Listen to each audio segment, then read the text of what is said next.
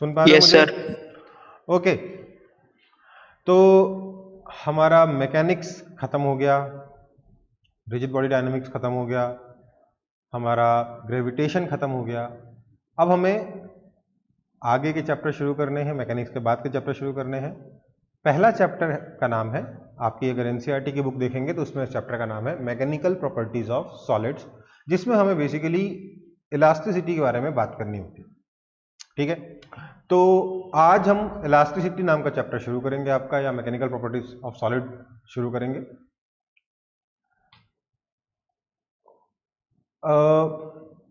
Elasticity क्या होती है, कोई बता सकता है मुझे?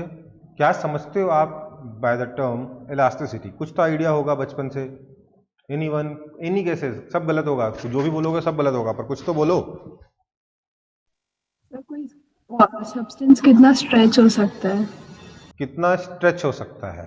अच्छा, ये थोड़ा सही है, थोड़ा गलत है। ठीक है, वैसे हाँ, मेरे से भी अगर पूछते क्लास 11th की शुरुआत में कि इलास्टिसिटी क्या होती है, ये चैप्टर पढ़ने के पहले कि इलास्टिसिटी क्या होती है, तो मैं भी शायद ये आंसर देता कि कोई ऑब्जेक्ट कितना स्ट्रेच, किसी ऑब्जेक्ट को कितना स्ट्रेच कर सकते हैं, वो इलास्टिसिटी कहलाता है। ये डेफिनेशन वैसे थोड़ी गलत नहीं है, ऑलमोस्ट पूरी ही गलत है, पर at least we are on the right track. Elasticity की डेफिनेशन ये है, elasticity is the property of virtue by which, sorry, property of object by virtue of which an object opposes deformation or deforming agent। जिस property की वजह से object अपने deformation को oppose करता है ना, उसको इलास्टिसिटी कहते हैं। जिसकी वजह से ज्यादा डिफॉर्म हो पाता है उसको इलास्टिसिटी नहीं कहते। जिस प्रॉपर्टी की वजह से डिफॉर्मेशन को अपोज करता है उसको इलास्टिसिटी कहते हैं। ठीक है, सो property by virtue of which an object opposes deformation or deforming agent। अब आप बोलोगे सर डिफॉर्मिंग एजेंट क्या है? जो कुछ भी जिसकी वजह से डिफॉर्मेशन हो रहा है, जो कुछ भी चीज है, जो भी कारण है जिसकी वजह से डिफॉर्मेशन हो रहा है, उसको हम डिफॉर्मिंग एजेंट कहेंगे। आप सबको पता है फोर्स लगाने से ऑब्जेक्ट डिफॉर्म होता है ना बेटा? हाँ या ना? Yes sir. तो इलास्टिसिटी वो है जो कि डिफॉर्म करने, वो प्रॉपर्टी है जिसकी वजह से ऑब्जेक्ट अपने शेप में डिफॉर्मेशन को अपोज करता है या डिफॉर्म करने वाले फोर्स को अपोज करता है। इसकी एक और डेफिनेशन है जो आपकी बुक में लिखी हुई है, वो ज़्यादा शायद नंबर दिलाने वाली डेफिनेशन है। वो है property by virtue of which an object tries to regain its original shape and size once the deforming agent or deforming force is removed। ठीक है, जिस प्रॉपर्टी की वजह से ऑब्जेक्ट अपना ओरिजिनल शेप और साइज रीगेन करने की कोशिश करता है after removing the deforming agent और फोर्स इज कॉल्ड इलास्टिसिटी। ये डेफिनेशंस हैं, थोड़ा इसको कॉपी कर लीजिए और ध्यान रखेंगे इसको। ठीक है,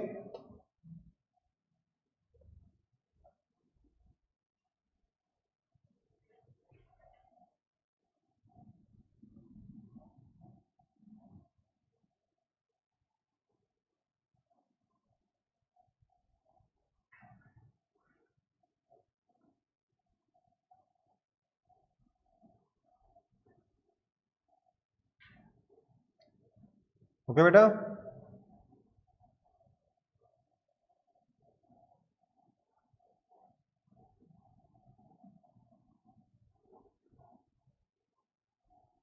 कॉपी हुआ? फिट सर। ठीक, आगे बढ़ रहा हूं। अब there is something called elasticity and plasticity. मतलब कई बार आपसे बोलेगा कि बताओ प्लास्टिसिटी क्या होती है। इलास्टिसिटी की तो डेफिनेशन लिखा दी मैंने, अब बोलेगा प्लास्टिसिटी क्या होती है, या यूं कहना चाहिए what do you mean by elastic object and plastic object. तो देखिए,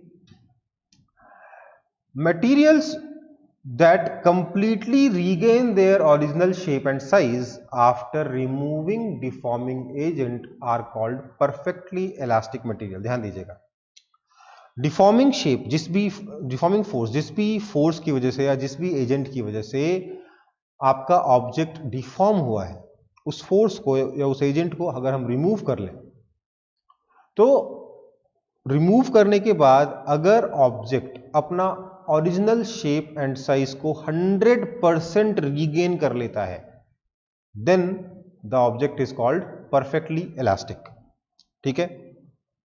वहीं जो ऑब्जेक्ट बिल्कुल भी अपने ओरिजिनल शेप और साइज को रीगेन नहीं करता है, उसको परफेक्टली प्लास्टिक बॉडी कहा जा सकता है, परफेक्टली प्लास्टिक ऑब्जेक्ट कहा जा सकता है। Materials that do not return to their original shape and size at all after removing deforming agent are called perfectly plastic. समझ में आया बात कि नहीं समझ में आया? मतलब परफेक्टली इलास्टिक मटेरियल का क्या मतलब है और परफेक्टली प्लास्टिक मटेरियल का क्या मतलब है, इसके बारे में बात कर रहे हैं। परफेक्टली प्लास्टिक मटेरियल का कोई एग्जांपल बता सकता है मुझे जो कभी भी अपना ओरिजिनल शेप और साइज रीगेन नहीं करता है आफ्टर डिफॉर्मेशन, बिल्कुल भी रीगेन करने की कोशिश नहीं करता है? डो। इसमें आप एक एग्जांपल दे सकते हो, डो। हालांकि ये भी परफेक्टली प्लास्टिक नहीं है, बट हाँ it is very close to a perfectly plastic material. आप आटा जब गूंथते हो उसको अगर आप प्रेस करोगे थोड़ा सा तो वापस अपना थोड़ा सा पुशबैक करता है, थोड़ा सा अपना शेप वापस रीगेन करने की कोशिश करता है, बट वो निग्लिजिबल सा रीगेन करता है, इसलिए उसको हम परफेक्टली प्लास्टिक कह सकते हैं कुछ हद तक। ठीक है। वहीं कोई मटेरियल परफेक्टली इलास्टिक, देखिए कोई भी मटेरियल परफेक्टली इलास्टिक नहीं होता, कोई भी मटेरियल दुनिया में परफेक्टली इलास्टिक नहीं होता। ठीक है। कुछ ना कुछ तो डिफॉर्मेशन छूट ही जाता है आफ्टर रिमूविंग डिफॉर्मिंग फोर्स, या एटलीस्ट ये होगा कि एक मिनिमम अमाउंट से ज्यादा फोर्स लगा दोगे तब कुछ ना कुछ डिफॉर्मेशन छूट जाएगा आफ्टर रिमूविंग द फोर्स। समझ में आई बात? कोई दिक्कत? हाँ या ना? कॉपी हो गया है? अब देखो कुछ डेफिनेशन हम फटाफट करा ले रहा हूं इस चैप्टर में, क्योंकि वो बाद में ये सब कवर करने का मौका नहीं मिलता। तो अगली डेफिनेशन में ले रहा हूं elastic fatigue and after effect. ठीक है। Elastic fatigue and after effect. देखो फटीग का मतलब समझते हो, डे टू डे लाइफ में फटीग का मतलब क्या होता है? Sir tiredness. टायर्डनेस, है ना। डे टू डे लाइफ में अगर मैं बोलूं फटीग का मतलब क्या होता है, तो क्या होता है? टायर्डनेस। अगर आप कोई मटेरियल लो, उसको थका दो, थकाने का मतलब क्या है? उसको बहुत तंग करो, उसको डिफॉर्म करो, फिर छोड़ दो तो वापस डिफॉर्म होगा, अपनी शेप रीगेन करेगा, फिर डिफॉर्म करके फिर से छोड़ दो, फिर से अपनी शेप रीगेन करेगा, फिर डिफॉर्म करो, फिर से छोड़ दो, फिर अपनी शेप रीगेन करेगा। ऐसा करते रहो करते रहो करते रहो करते रहो करते रहो करते रहो करते रहो करते रहो करते रहो। एक टाइम ऐसा आएगा हजारों साइकिल्स के बाद, शायद 10,000 साइकिल्स के बाद, कि ऑब्जेक्ट जो मटेरियल है वो थक जाएगा, मतलब उस पर जो बॉन्ड्स वगैरह है ना वो थोड़ा ब्रेक हो जाएंगे, तो इस वजह से वो अपना शेप को वापस से परफेक्टली रीगेन नहीं करेगा। ठीक है। ये जो चीज है ये किसके ये जो कॉन्सेप्ट है इसको क्या बोलते हैं? Elastic fatigue. डेफिनेशन क्या लिख सकते हैं इसकी? ये लिख सकते हैं, the loss of elasticity due to repeated loading and unloading of deforming forces. Repeated loading and unloading की वजह से मटेरियल जो है थक गया।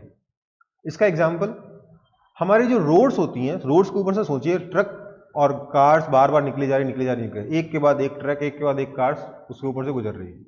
तो जब उसके ऊपर से कोई कार गुजरी तो उसने रोड को प्रेस किया, फिर जब हट गई तो वापस से अनलोडिंग हो गई, फिर नेक्स्ट कार से फिर से लोडिंग हुई, फिर से अनलोडिंग हुई, तो बार बार वो रोड जो है वो दब रही है, फिर छूट रही है, फिर दब रही है, फिर छूट रही है। तो विद टाइम क्या होगा?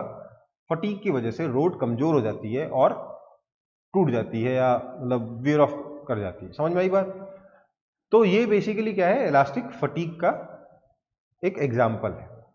कोई हर एक मटेरियल के साथ इलास्टिक फटीग होता है। आप एक रबर लीजिए, रबर को खींचे छोड़िए, खींचे छोड़िए, खींचिए छोड़िए, खींचिए छोड़िए करते रहिए, बार बार स्ट्रेच करिए, रिलीज करिए, स्ट्रेच करिए, रिलीज करिए, स्ट्रेच करिए, रिलीज करिए। यू विल फाइंड कि after some cycles, maybe hundreds of cycles, आपका जो रबर है, जो इलास्टिक है, वो वीक पड़ जाता है ना।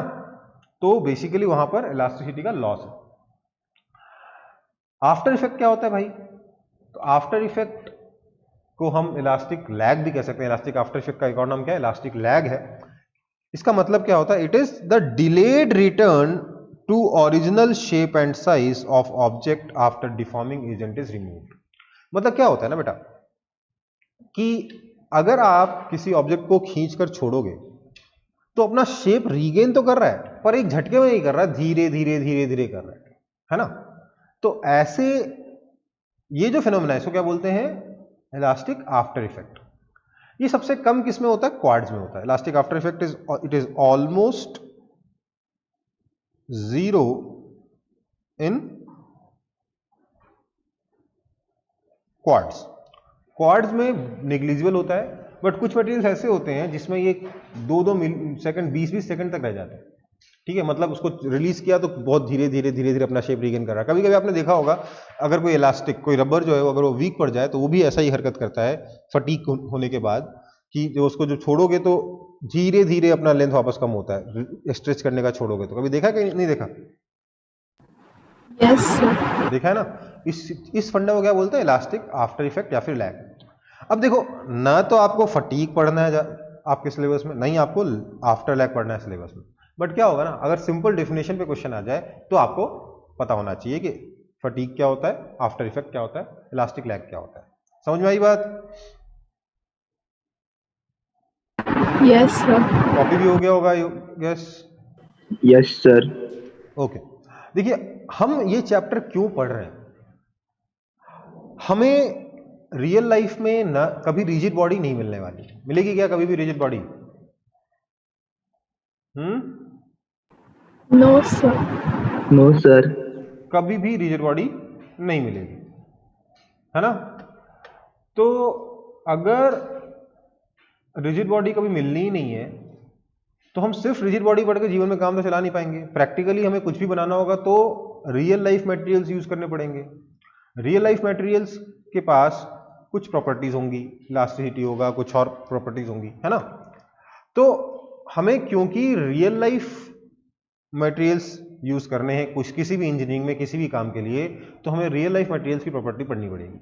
उसमें किसी भी सॉलिड की एक सबसे इंपॉर्टेंट प्रॉपर्टी अगर कुछ है, मैकेनिकल प्रॉपर्टी, तो उसका नाम है इलास्टिसिटी। इसलिए हम ये चैप्टर पढ़ रहे हैं। अब सर ये इलास्टिसिटी आई कहां से, क्यों है ये इलास्टिसिटी, क्यों ऐसा हो रहा है कि मटेरियल अपना शेप रीगेन कर रहा है? कोई मुझे बता सकता है कि केमिस्ट्री में एक ये वाला ग्राफ पढ़ा है कि नहीं पढ़ा आप लोगों ने? पोटेंशियल एनर्जी और डिस्टेंस बिटवीन टू एटम्स का ग्राफ पढ़ा है? हाँ या ना? Yes sir. कैसा होता है ये ग्राफ? ऐसा होता है ना, ऐसे कुछ होता है? Yes sir. ये जो डिस्टेंस है, इस डिस्टेंस पे पोटेंशियल एनर्जी मिनिमम है, हाँ या ना? Yes sir. इस डिस्टेंस पे पोटेंशियल एनर्जी मिनिमम है। अगर दो मटेरियल्स के बीच में, दो एटम्स के बीच में मैं डिस्टेंस को r0 से इंक्रीज कर दूं तो पोटेंशियल एनर्जी हर चीज को मिनिमम पसंद है। ये बताया था ना मैंने, क्योंकि पोटेंशियल एनर्जी किस चीज का मेजर है, दुख दर्द का मेजर है, राइट। तो हर एक मटेरियल को चाहिए कि उसकी पोटेंशियल एनर्जी मिनिमम हो। अगर आप स्ट्रेच करोगे तो एटम्स के बीच में डिस्टेंस बढ़ेगा, r0 से इंक्रीज होगी कुछ और हो जाएगा, r0 से इंक्रीज होके वो यहां आ गया, पोटेंशियल एनर्जी इंक्रीज हो गई, मटेरियल खुश नहीं है, एटम्स खुश नहीं है, वो वापस से पास पास में आना चाहेंगे, राइट।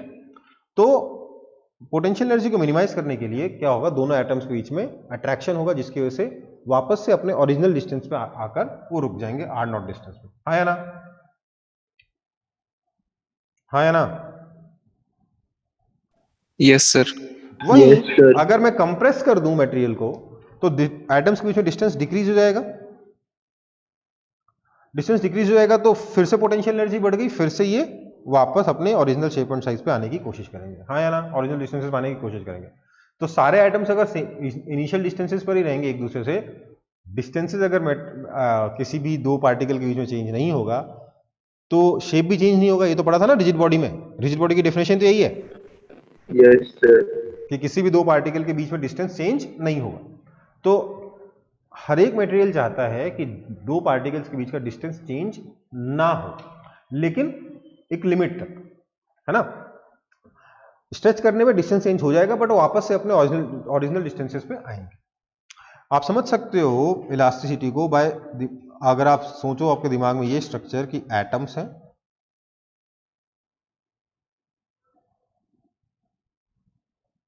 एटम्स के बीच में स्प्रिंग लगे हैं, क्योंकि स्प्रिंग क्या करता है, अगर लेंथ को इंक्रीज करोगे तो भी ओरिजिनल शेप पे आएगा, ओरिजिनल लेंथ पे आ जाएगा, डिक्रीज होकर करके लेंथ को, और अगर इसको कंप्रेस करोगे तो एक्सपैंड होकर फिर से ओरिजिनल लेंथ पे आ जाएगा। यही करता है ना स्प्रिंग, हाँ या ना? हाँ या ना, बता दो। yes sir,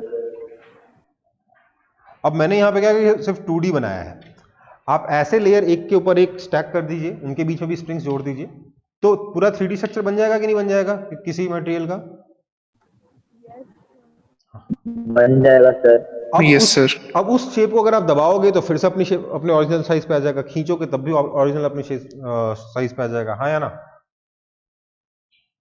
तो यही आपका कारण होता है इलास्टिसिटी का। ये वाला जो ग्राफ है ना, कि मटेरियल्स के बीच में जो जो एटम्स के बीच में जो डिस्टेंस है वो एक पर्टिकुलर एटम्स के बीच में जो इंटरेक्शन की पोटेंशियल एनर्जी है वो एक पर्टिकुलर डिस्टेंस आर नॉट पर मिनिमम होती है। यही कारण है इलास्टिसिटी का। ठीक है बेटा, this graph is the main reason behind elasticity. समझ में आई बात, हाँ या ना?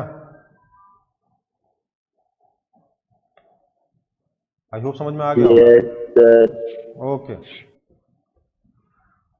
अब अगला सवाल, which is more elastic, steel और रबर?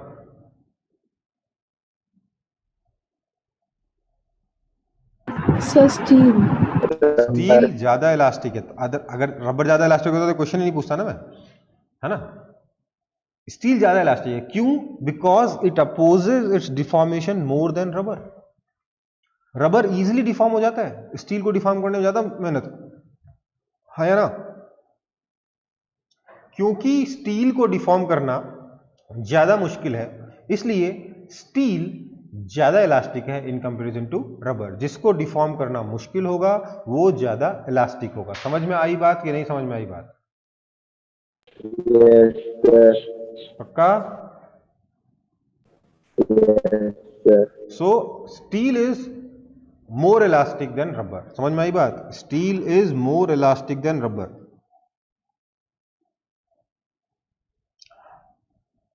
अब यहां पर जो मैंने इलास्टिसिटी की डेफिनेशन लिखाई है ना, कि जो डिफॉर्मेशन को अपोज करेगा वो इलास्टिक है, उस डेफिनेशन के अकॉर्डिंग ऐसा हो रहा है। ठीक है, अगर आप बोलोगे नहीं सर मैं तो इलास्टिसिटी को अपने अपने दिमाग में इलास्टिसिटी को ऐसे डिफाइन करता हूं कि कौन ज्यादा डिफॉर्म होने के बाद वापस अपनी जगह पे आ जाता है। समझ में आई बात? ये भी इस तरीके से भी इलास्टिसिटी कई बार डिफाइन होती है कुछ जगहों पर, कि ज्यादा डिफॉर्मेशन होने के बाद कौन वापस अपने ओरिजिनल शेप पे आ जाता है। तो उस तरीके से अगर डिफाइन करोगे तो रबर ज्यादा इलास्टिक होगा, पर उस चीज में आपको दिमाग नहीं लगाना है। आपके लिए क्या है, steel is more elastic than rubber. क्यों? Because steel opposes the deformation more than rubber. समझ में आई बात?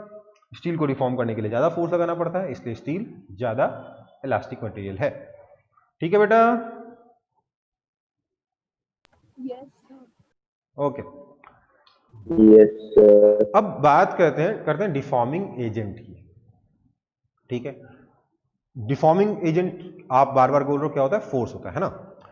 तो इमेजिन दिस, मेरे पास ये एक रॉड है, ठीक है, मैंने इस पर इधर फोर्स लगाया F, इधर फोर्स लगाया F। डिफॉर्म करने के लिए यार इस रॉड को स्ट्रेच करने के लिए मुझे क्या करना पड़ेगा, दोनों तरफ से खींचना पड़ेगा ना इसको, हाँ या ना? Yes sir. कि सिर्फ एक तरफ Yes से sir. खींचूंगा तो स्ट्रेच हो जाएगा? नहीं ना, दोनों तरफ से पकड़ के खींचेंगे तभी तो स्ट्रेच होगा। तो मैंने दोनों तरफ फोर्स लगाया है F, लेट्स से एक और रॉड लिया, उसमें भी मैंने दोनों तरफ फोर्स लगाया F। आपको क्या लगता है इन दोनों रॉड्स में से, रॉड 1 और रॉड 2 में से कौन सा रॉड ज्यादा डिफॉर्म होगा? दोनों सेम मटेरियल के, दोनों सेम मटेरियल का बना हुआ है, दोनों में से कौन सा रॉड ज्यादा डिफॉर्म होगा? 1 मोटा है 2 पतला है, सेम फोर्स लगाने पे, बताइए तो जरा।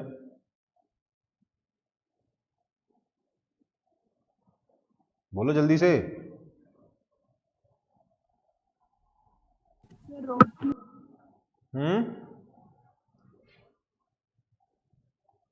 ज्यादा स्ट्रेच कौन होगा, 1 या 2? बताइए जल्दी जल्दी बताइए।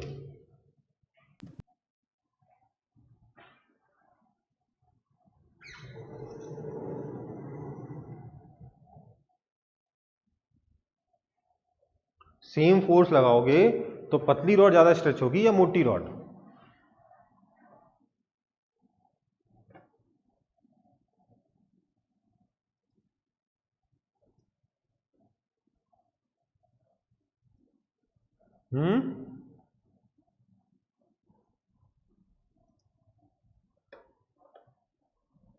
बोलो जल्दी।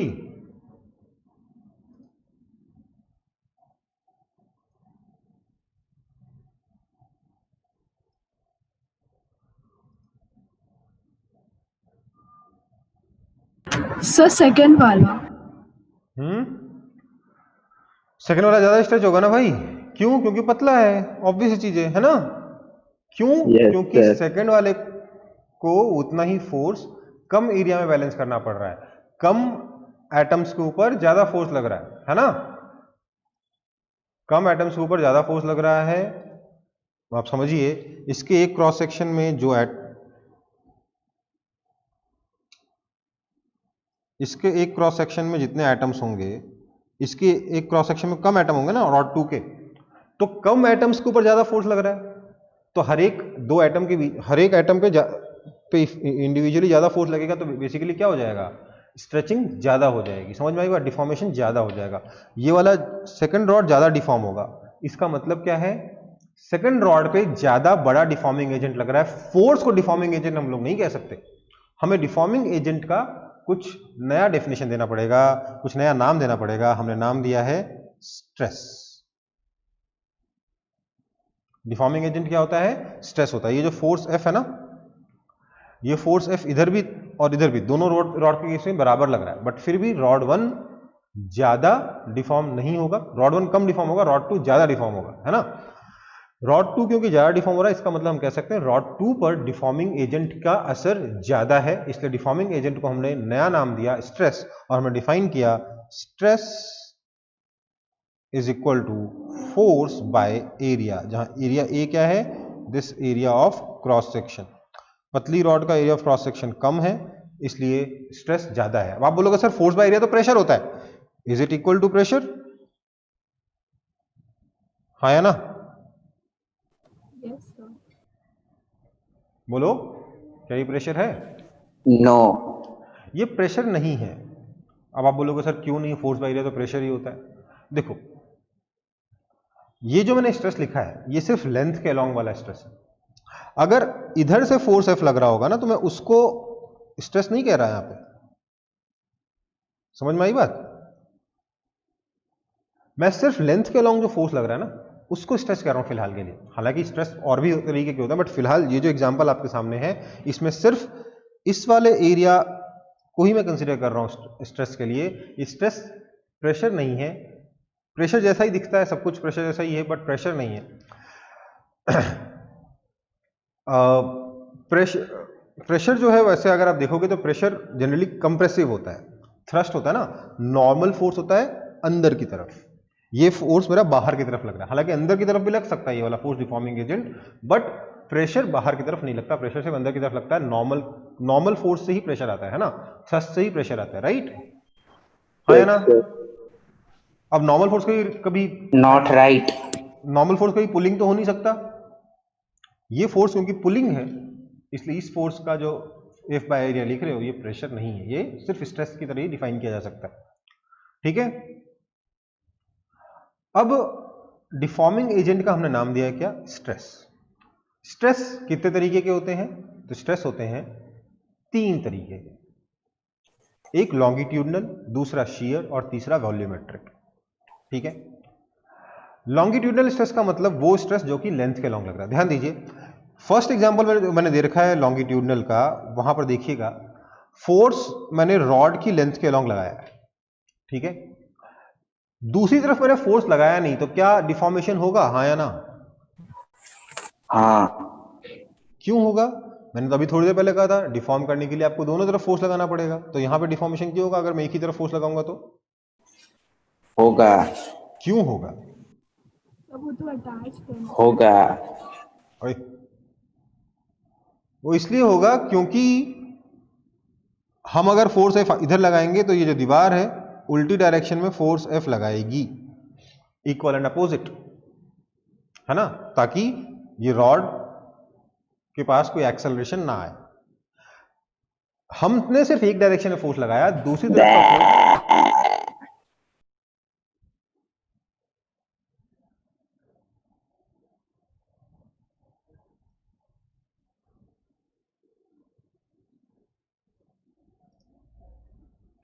हाँ, हमने जो फोर्स लगाया ना F, उसको बैलेंस करने के लिए इस वॉल ने उल्टा फोर्स अप्लाई किया है लॉन्गिट्यूडनल डायरेक्शन में, इसलिए वो डिफॉर्मेशन इसमें हो जाएगा।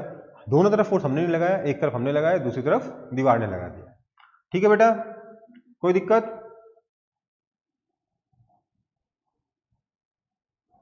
कोई दिक्कत? चलो, नो सर। तो लॉन्गिट्यूडनल स्ट्रेस हो गया ये वाला फोर्स अपॉन ये वाला एरिया, जो एरिया आ रहा है क्रॉस सेक्शन का, this force by area is called longitudinal stress. दूसरा टाइप का स्ट्रेस है शियर स्ट्रेस। शियर स्ट्रेस क्या होता है? जैसा कि आप यहां देख रहे हो, ये मैंने एक क्यूब लिया है या क्यूबॉइड लिया है, इसके टॉप सरफेस पे राइट की तरफ फोर्स लगाया F, बॉटम सरफेस पे लेफ्ट की तरफ फोर्स लगाया F। ठीक है, तो इसमें भी हम लोग एक शियर स्ट्रेस डिफाइन करते हैं। शियर स्ट्रेस कैसे होता है? उसके लिए हम लोग ये वाला एरिया कंसीडर करेंगे, ये वाला एरिया कंसीडर करेंगे। समझ में आ रहा है कौन सा एरिया? यहां पर जिस सरफेस के टेंजेंशियल डायरेक्शन फोर्स लग रहा है ना, उस वाला एरिया लिया जाएगा। देखिए, लॉन्गिट्यूडनल स्ट्रेस को एक तरीके से आप नॉर्मल स्ट्रेस और शियर स्ट्रेस को टेंजेंशियल स्ट्रेस कह सकते हैं। यहां पर अगर ये वाला एरिया A है, ये वाला एरिया A है, तो shear stress is defined by force by area A। ये जो डिफॉर्मेशन होगा शियर स्ट्रेस के केस में, ये लॉन्गिट्यूडनल के कंपैरिजन में थोड़ा डिफरेंट होगा। लॉन्गिट्यूडनल के केस में क्या होगा? लेंथ इंक्रीज हो जाएगी इस तरीके से, हाँ या ना? Yes sir. शियर के केस में क्या होगा? कुछ ऐसा सिचुएशन बनेगा। समझ में आ रहा है? वापस ध्यान से देखिएगा शियर वाला केस। फोर्स लगाया हमने ऊपर राइट की तरफ, नीचे लेफ्ट की तरफ, तो डिफॉर्मेशन कुछ ऐसा हुआ। होगा कि नहीं होगा? यस सर, होगा। तो हम इसी डिफॉर्मेशन के बारे में बात कर रहे हैं जब हम बात कर रहे हैं शियर, सॉरी, इसी स्ट्रेस के बारे में बात करें जब हम बात करें शियर स्ट्रेस की। एक और केस है वॉल्यूमेट्रिक स्ट्रेस। वॉल्यूमेट्रिक स्ट्रेस क्या होगा? अगर किसी चीज को हम चारों तरफ से दबाकर या चारों तरफ से खींच के उसका साइज चेंज कर दें, कुछ ऐसे, चारों तरफ से फोर्स लगाया हमने कंप्रेसिव, क्या होगा? ऑब्जेक्ट छोटा हो जाएगा, हाँ या ना?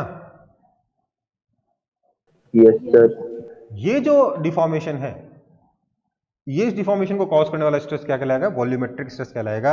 ये कितना होता है? This is equal to pressure P। ठीक है बेटा, समझ में आई बात? हम लोगों ने तीनों बार, अगर आप देखो स्ट्रेस का डायमेंशन, तो F बाय एरिया वाला न्यूटन पर मीटर स्क्वायर ही आएगा, यूनिट हर बार। लॉन्गिट्यूडनल के केस में force upon this normal area, shear stress के केस में फोर्स अपॉन टेंजेंशियल एरिया, और प्रेशर के केस में, सॉरी, वॉल्यूमेट्रिक के केस में पूरा का पूरा प्रेशर ही आपका स्ट्रेस है। ठीक है बेटा, कोई दिक्कत? यस। ओके। ये स्ट्रेस, अगर मैं आपको एक चीज बता दूं, इस चैप्टर में आप बस स्ट्रेस और स्ट्रेन दो ही चीजें पढ़ने वाले हैं। उन्हीं दोनों चीजों के बीच में रिलेशन पढ़ते रहेंगे हम लोग, और कुछ नहीं। तो नेक्स्ट हमारे पास जो लॉन्गिट्यूडनल स्ट्रेस था, कौन सा वाला? ये वाला। इसके भी दो केस बनते हैं, दो सब केसेस बनते हैं। कौन कौन से? इंडिविजुअली हम लोगों को तो अब तीनों स्ट्रेस पढ़ने, लॉन्गिट्यूडनल, शियर और वॉल्यूमेट्रिक। तो लॉन्गिट्यूडनल स्ट्रेस के भी हमारे पास दो केसेस हैं, एक है टेंसाइल स्ट्रेस और एक है कंप्रेसिव स्ट्रेस। टेंसाइल स्ट्रेस क्या होता है? अगर हम ऑब्जेक्ट को दोनों तरफ पकड़ के खींचें तो जो स्ट्रेस डेवलप होगा उसे कहते हैं टेंसाइल स्ट्रेस। ऐसा करने पे ऑब्जेक्ट की लेंथ इंक्रीज हो जाएगी कुछ इस तरीके से। सबको नजर आ रही है? ये फोर्स F और ये क्रॉस सेक्शन एरिया A। ठीक है, नेक्स्ट, अगर हम लेंथ के लॉन्ग फोर्स F ऐसे लगाएं, दूसरी तरफ से हमने रॉड को फिक्स कर रखा है, तो ये केस और ये केस एकदम सिमिलर है। क्यों? क्योंकि यहां पर दीवार अपने ऑटोमेटिकली उल्टा फोर्स तो लगा ही देगी, हाँ या ना? Yes sir. तो हमारा रॉड फिर से स्ट्रेच होगा कुछ इस तरीके से। ठीक है, दिख रहा है सबको? अब आप लोग कैसे ड्रॉ करोगे? आप लोग बोलेंगे ये, आप लोग रॉड ऐसे ड्रॉ करोगे और फोर्स लगा के आप बोलोगे फोर्स लगाने के बाद ये इस तरीके से लेंथ इंक्रीज हो गई। समझ में आई बात? इधर आपका रिजिड है, आप लोग कुछ ऐसे ड्रॉ करोगे। समझ में आया? हाँ या ना? Yes sir. Sir compressive stress कैसे होगा? तो देखिए हमारे पास ये रॉड है, हमने इसको दोनों तरफ से दबाया, ठीक है, दोनों तरफ से दबाया तो क्या होगा? कुछ ऐसा सीन बनेगा, लेंथ छोटी हो जाएगी। हाँ या ना? हाँ या ना? Yes sir. तो ये आपका कंप्रेसिव स्ट्रेस हुआ। इसमें भी आप ये वाला फोर्स अपॉन ये वाला एरिया लोगे, force by area compressive stress आएगा, उसमें कोई दिक्कत नहीं। नेक्स्ट सेम चीज आप ऐसे भी अचीव कर सकते हो कि एक एंड को आपने दीवार से फिक्स कर दिया, दूसरे एंड को आपने दबाया, तो उसके से भी लेंथ ऐसे डिक्रीज कर जाएगी। हाँ या ना? दिख रहा है ना सबको? तो लॉन्गिट्यूडनल स्ट्रेस दो, आप मुझको नहीं रोक सकते। भै।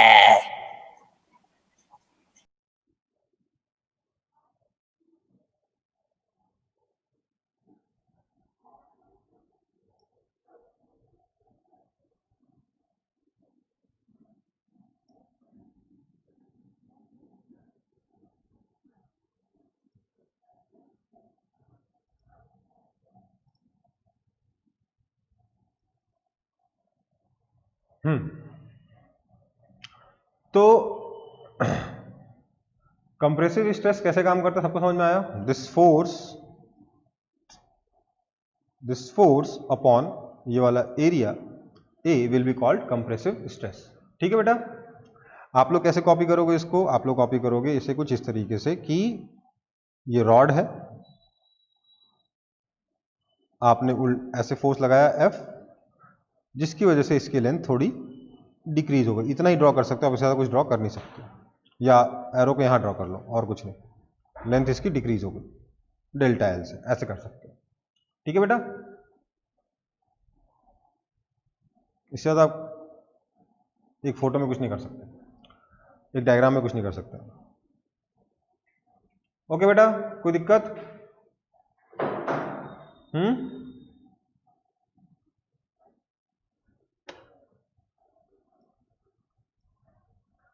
अच्छा, जवाब तो आप लोग दे नहीं पाओगे अब। Next example, sir next topic, अगला है लॉन्गिट्यूडिनल स्ट्रेन। देखो स्ट्रेस तो हो गया, अगली चीज है स्ट्रेन। स्ट्रेन क्या है? Strain is a measure of deformation, measure of deformation. ध्यान दीजिए, फोर्स बाय एरिया जो स्ट्रेस हमने बोला, उसकी वजह से डिफॉर्मेशन होगा। तो हमने स्ट्रेस मेजर कर लिया फोर्स बाय एरिया से, अब हम मेजर करेंगे कि भैया डिफॉर्मेशन कितना हुआ। ठीक है, उसका हमने नाम दिया स्ट्रेन, और इस स्ट्रेस और स्ट्रेन के बीच में हम रिलेशंस पढ़ेंगे इस पूरे चैप्टर में। ठीक है बेटा, तो लॉन्गिट्यूडनल स्ट्रेस अभी हमने देखा, अब देखेंगे लॉन्गिट्यूडनल स्ट्रेन क्या है। हमें पता था कि हमारे पास ये एक रॉड है जिसकी ओरिजिनल लेंथ मैंने मान ली L0। ठीक है, फिर फोर्स लगा, फोर्स की वजह से इसकी लेंथ इंक्रीज हो गई कुछ ऐसे, तो ये जो नई लेंथ आ गई, दिस इज योर L, है ना। हमने बोला कि लेंथ में change delta L is equal to L minus L0। ठीक है, so the change in length is delta L which is equal to L minus L0। ये हमारा डिफॉर्मेशन हुआ। हाँ या ना? यही हुआ ना डिफॉर्मेशन, चेंज इन लेंथ? जवाब है नहीं, ये आपका डिफॉर्मेशन नहीं है, ये आपका स्ट्रेन नहीं है। हमने स्ट्रेन को डिफाइन किया, strain is equal to delta L upon L0। ठीक है, फॉर एग्जाम्पल अगर मैं इसकी जगह ये वाला केस लूँ जहाँ पे एक एंड दीवार से फिक्स्ड है और दूसरे एंड पे हम फोर्स लगा के खींच रहे हैं, उस केस में क्या होगा, लेंथ ऐसे बढ़ जाएगी। ये आपकी ओरिजिनल लेंथ L0 थी, इसमें ये एक्स्ट्रा लेंथ आई डेल्टा L, तो हमने स्ट्रेन को डिफाइन किया, strain is equal to delta L by L0। ठीक है, ये हमारा टेंसाइल स्ट्रेन कहलाएगा। नेक्स्ट है कंप्रेसिव स्ट्रेन। कंप्रेसिव स्ट्रेन में क्या होगा, हम रॉड को दोनों तरफ से दबाएंगे, जब दबाएंगे कंप्रेसिव स्ट्रेस लगाएंगे तभी तो कंप्रेसिव स्ट्रेन आएगा। दोनों तरफ से हमने दबाया, ओरिजिनल लेंथ रॉड की L0 थी, दबाने के बाद इसकी लेंथ घट के इतनी हो गई, L हो गई।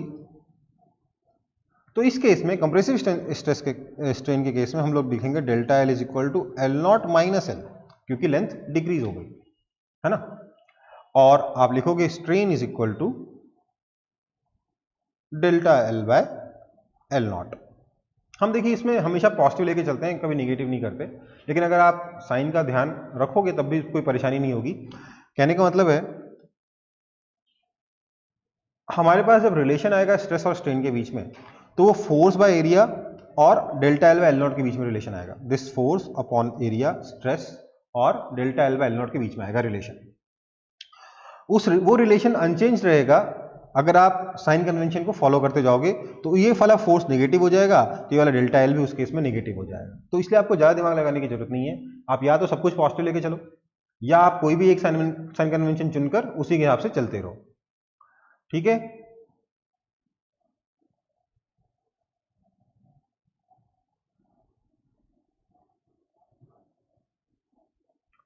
चलो नेक्स्ट है,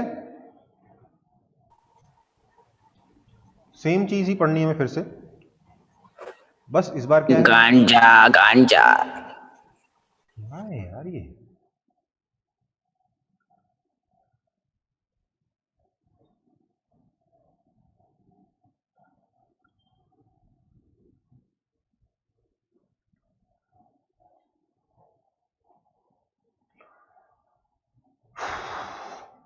फोर्स F लगाया, इस फोर्स F की वजह से लेंथ डिक्रीज हो गई। कितनी डिक्रीज हुई, ये डेल्टा L डिक्रीज हुई। ओरिजिनल लेंथ कितनी थी, L0 थी। स्ट्रेस हमारा कितना हो जाएगा, स्ट्रेन कितना हो जाएगा, strain is again equal to delta L by L0। Okay बेटा,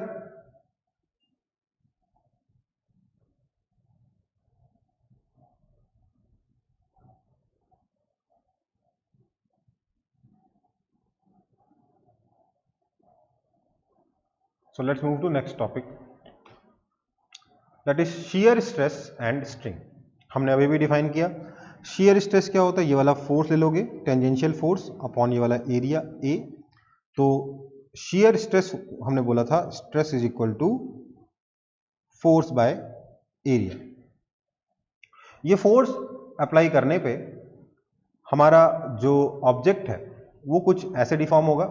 मैंने उसी का क्रॉस सेक्शन यहां ड्रॉ कर रखा है, ठीक है। इसी ये और ये सेम है, लेफ्ट वाला डायग्राम राइट वाला डायग्राम सेम है, सेम फोर्स F लग रहा है। इसमें ये वाला एरिया A है, ये वाला एरिया A है, ठीक है।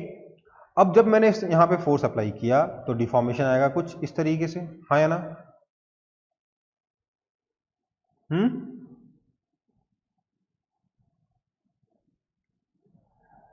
स्ट्रेस तो हमने बोल दिया टेंजेंशियल फोर्स अपॉन एरिया। अब डिफॉर्मेशन कैसे आएगा, डिफॉर्मेशन आएगा, डिफॉर्मेशन के लिए हमें चाहिए ये वाली height, let's call it y, ठीक है। और ये वाला displacement let's call it delta x। तो हमारा स्ट्रेन डिफाइन हो जाएगा, shear strain is equal to delta x upon y। वहां पे क्या था, डेल्टा x अपॉन x था, यहां क्या है डेल्टा x अपॉन y है। तो इस तरीके से हमने shear स्ट्रेस और shear स्ट्रेन डिफाइन किया है। स्ट्रेस हो जाएगा फोर्स बाय एरिया और स्ट्रेन हो जाएगा delta x upon y। Next, copy हो गया ये वाला डायग्राम खासतौर से कॉपी करना, फटाफट कॉपी करो। Giving you 5 seconds।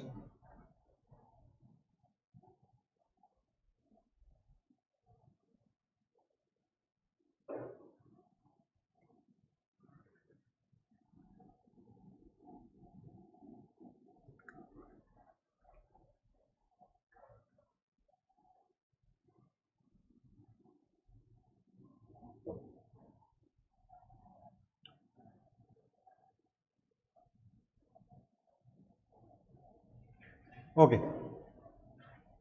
देखो अभी तक हमने क्या क्या देख लिया।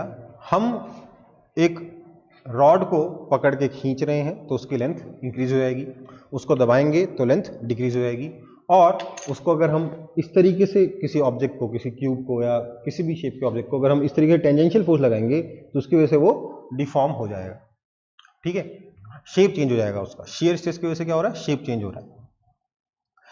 ये हम लोग देख चुके हैं कि लॉन्गिट्यूडिनल स्ट्रेस दो तरीके का होता है, टेंसाइल और कंप्रेसिव, और शियर स्ट्रेस भी हमने देख लिया कि उससे क्या होगा, एक्स डायरेक्शन में डिफॉर्मेशन आएगा। मतलब हमने डिफॉर्मेशन उसमें कैसे डिफाइन किया, delta X upon Y define किया। ठीक है, नेक्स्ट अपना वॉल्यूमेट्रिक स्ट्रेस और स्ट्रेन है। स्ट्रेस तो अपन को पता ही है, स्ट्रेस कितना है, प्रेशर P, और स्ट्रेन कैसे डिफाइन करेंगे हम लोग, प्रेशर P लगाने से ऑब्जेक्ट ऐसे सिकुड़ जाएगा। तो ओरिजिनल प्रेशर V0 था, या ओरिजिनल प्रेशर मान लेते हैं V, ओरिजिनल प्रेशर क्यों बोल रहा हूं, वॉल्यूम, ओरिजिनल वॉल्यूम लेट से V0 था, फाइनल वॉल्यूम आ गया V। ठीक है, तो हमारा चेंज इन वॉल्यूम कितना आया, ये आ गया आपका V0 माइनस V।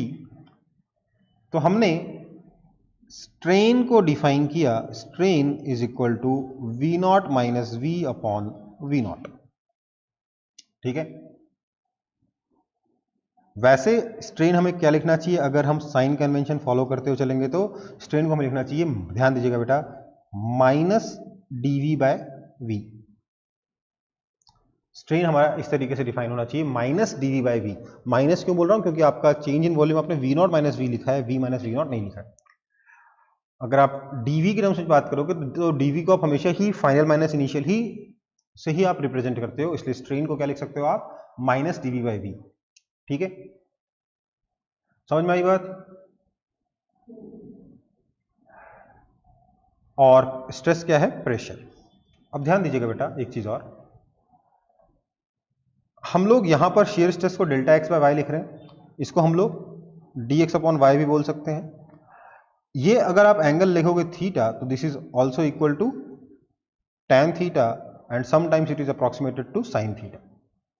ठीक है, सो शियर स्ट्रेन इस एंगल को देखकर भी निकाला जा सकता है। इसको tan थीटा को हम लोग sin थीटा की तरफ क्यों अप्रोक्सीमेट कर सकते हैं, या थीटा की तरफ क्यों अप्रोक्सीमेट कर सकते हैं, क्योंकि थीटा बहुत स्मॉल होगा, डिफॉर्मेशन कभी बहुत ज्यादा बड़ा तो नहीं होता है ना। वैसे ही आपका जो लॉन्गिट्यूडल स्ट्रेस और स्ट्रेन था, आप हमेशा ही टेंसाइल स्ट्रेस को और टेंसाइल स्ट्रेन को पॉजिटिव लेके चलेंगे तो विल रियलाइज कि आपका टेंसाइल फोर्स बाय एरिया को आप स्ट्रेस बोल दो और स्ट्रेन बोल दो आप dl बाय एल को, या delta L by L not को, वो एक ही बात है। ठीक है, लेकिन सबसे इंपॉर्टेंट जो ध्यान रखने वाली बात है वो यहां है कि स्ट्रेन को आपने यहां पे minus dV by V define किया है in case of volumetric stress. Actually आप देखोगे किसी बुक में तो लिखा रहेगा delta V by V nought, बिल्कुल सही बात है, लेकिन डेल्टा V का नेगेटिव लेके बैठे रहते हो, क्योंकि डेल्टा V का उनका मीनिंग होता है V नॉट माइनस V। ठीक है, प्रेशर को जब इंक्रीज करोगे तो वॉल्यूम हमेशा डिक्रीज करेगा ना, इसलिए आपको स्ट्रेन को माइनस dV बाई वी लिखना चाहिए। Next,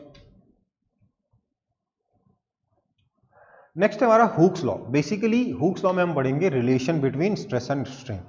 relation between stress and strain. Stress और स्ट्रेन के बीच में रिलेशन देखेंगे हम लोग हुक्स लॉ का यूज करते हुए। ये क्या होता है? ये होता है कि आपका जो स्ट्रेस है it is directly proportional to strain. Stress is directly proportional to strain. ये आपका हुक्स लॉ है। ये हुक अपने टाइम पे बहुत काफी रिनाउंड साइंटिस्ट था। ये न्यूटन से शायद 10 साल पुराना या 20 साल पुराना साइंटिस्ट है। और मतलब न्यूटन और इसका वर्किंग टाइम जो है ना ओवरलैप किया था अच्छे से, और दोनों के बीच में काफी राइवलरी थी हुक और न्यूटन के बीच में। न्यूटन ने जो न्यूटन लॉ ऑफ ग्रेविटेशन दिया था, हुक बोल रहा था नहीं वो मैंने दिए। न्यूटन ने जो न्यूटन लॉ ऑफ मोशन दिए थे, हुक बोल रहा था नहीं मैंने दिए, वो मेरे लॉ है। मतलब हुक थोड़ा झूठ बोल रहा था, बट फिर भी काम भी इसने भी अच्छे काम किए। बट ये दूसरों के काम का क्रेडिट लेने की भी कोशिश करता रहा। बट जो भी है, हुक्स लॉ जो है ये क्या कहता है हमारे इस चैप्टर के हिसाब से? Stress is proportional to strain. मतलब कि अगर हम लॉन्गिट्यूडिनल स्ट्रेस और स्ट्रेन के बारे में बात करें तो हम सीधे बोल सकते हैं force by area is proportional to delta L by L nought. अगर हम shear स्ट्रेस और स्ट्रेन के बारे में बात करें, शीयरिंग के बारे में बात करें, तो शीयरिंग के लिए हम बोल सकते हैं फोर्स बाय एरिया। ध्यान दीजिएगा ये कौन सा फोर्स है? This is your normal force. और ये कौन सा फोर्स है? Tangential force. Tangential force by area is proportional to क्या हो जाएगा ये? This is equal to dx या डेल्टा x अपॉन y। वहीं अगर आप बात करोगे वॉल्यूमेट्रिक के केस में, तो वॉल्यूमेट्रिक स्ट्रेस और स्ट्रेन के बीच में क्या रिलेशन है? वो भी यही है कि stress is proportional to strain. मतलब कि pressure is proportional to minus dv by v। ठीक है,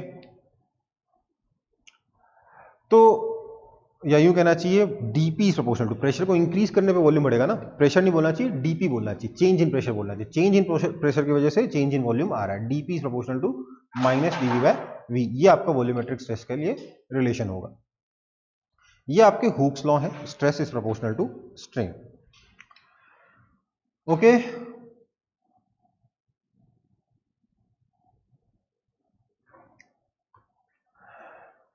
कॉपी हो गया ये?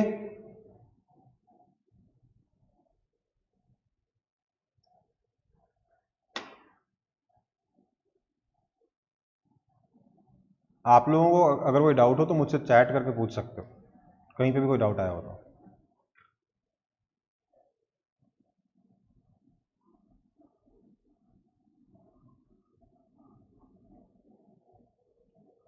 बहुत ही बेसिक सा लल्लू सा चैप्टर है, बस हमें थ्योरी पूरी ऑलमोस्ट पूरी चैप्टर में सिर्फ थ्योरी, कुछ खास नहीं है।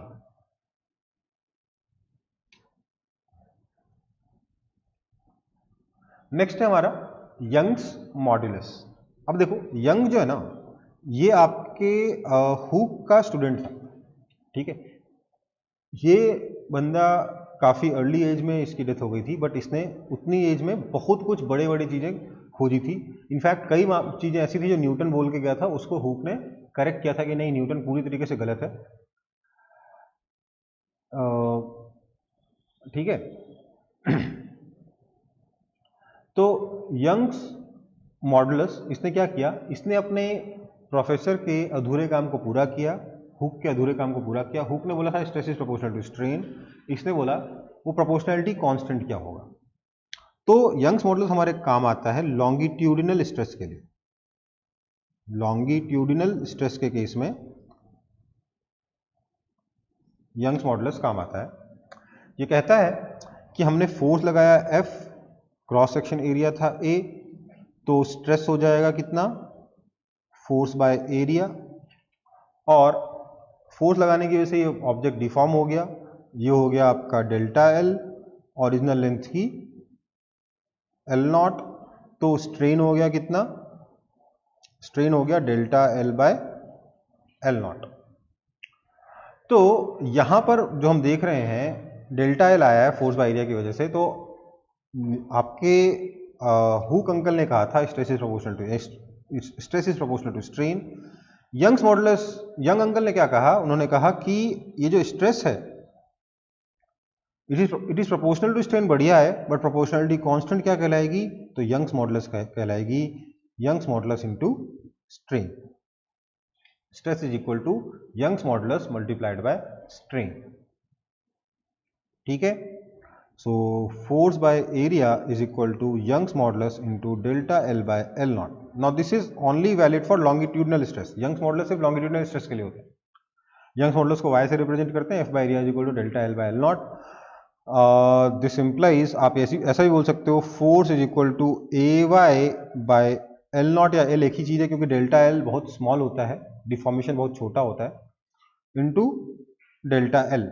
नो डेल्टा एल क्या इलॉन्गेशन है, ये डेल्टा एल है, सॉरी डेल्टा एल क्या इलॉन्गेशन है, इसको मैं अगर स्मॉल एक्स से रिप्रेजेंट करूं तो I can write this force is equal to A Y by L into x, that is F is equal to के x, just like a spring.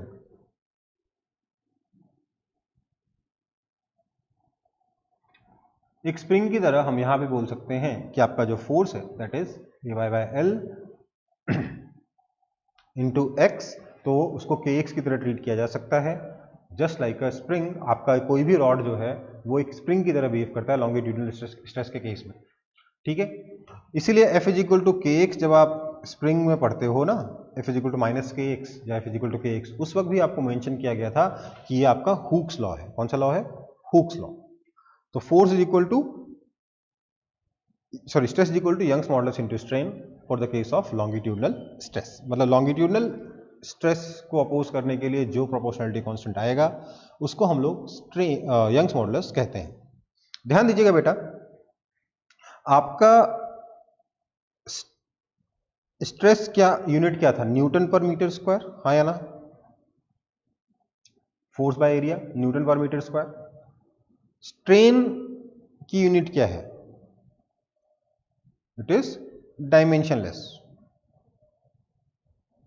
क्यों, क्योंकि स्ट्रेन कैसे डिफाइन किया हमने, delta L by L define किया, दोनों का dimension length है, लेंथ का डायमेंशन लेंथ से कैंसिल हो जाएगा, इसलिए स्ट्रेन का जो केस है वो,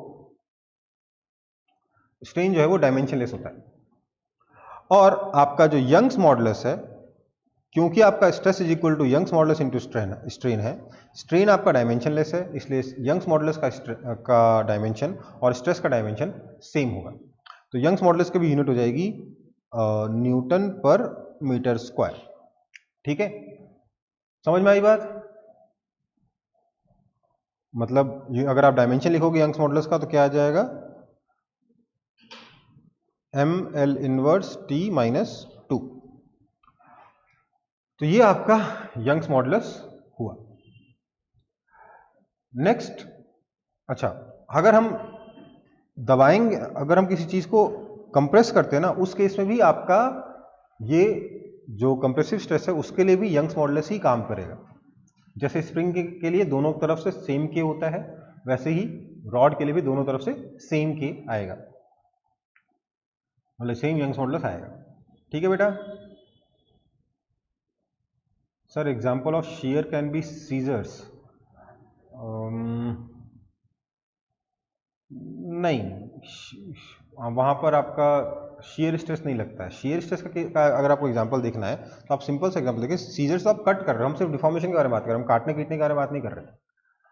अगर हम शेयर स्ट्रेस का एग्जांपल अगर आप देखना चाहते हो तो आप एक काम करिए, एक स्पंज का कोई डस्टर वगैरह कुछ होता है ना स्पंज का, उसको पकड़िए एक एंड पे और दूसरे एंड पे पकड़ के फोर्स लगाइए, आप देखोगे कि वो डिफॉर्म हो रहा है। वो जो चीज है ना वो शेयर स्ट्रेस है। ठीक है, सीजर से तो आप सीधे कट कर दिए दो चीजों को, वहां पे बिल्कुल शेयर स्ट्रेस वाला केस नहीं बनता है। Next, modulus of rigidity, basically ये आपके शियर स्ट्रेस और स्ट्रेन को रिलेट करने के काम आता है, शियरिंग में काम आता है। ये आपका काम कहां आएगा, शेयरिंग में।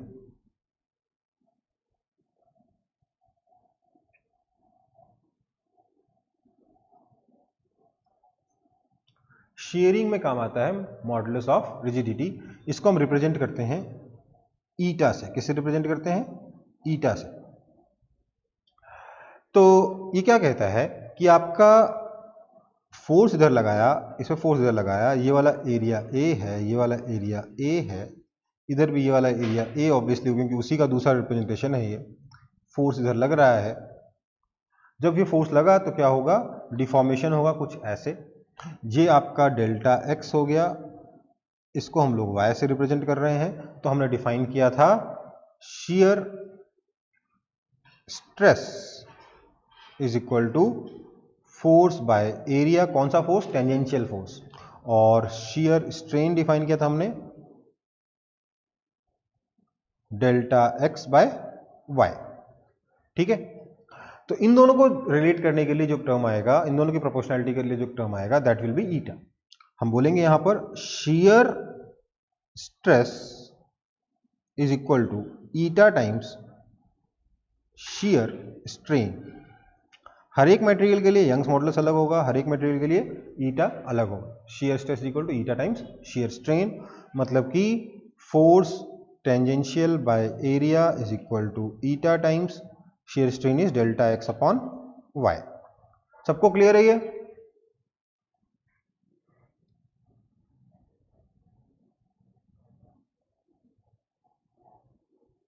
किसी को डाउट हो तो चैट में पूछ लीजिए।